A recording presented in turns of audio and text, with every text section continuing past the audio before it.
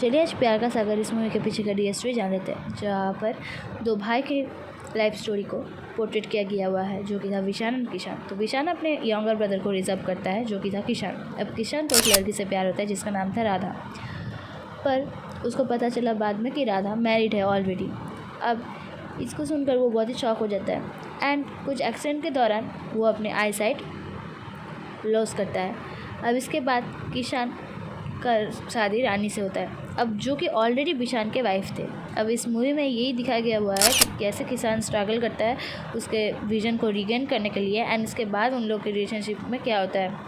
मतलब पहले तो दिखाता है कि रानी के रिलेशनशिप में क्या होता है, एंड इसके बाद दिखाया जाता है कि उसके अधूरा प्यार मतलब राधा के साथ उसका क्या होता है।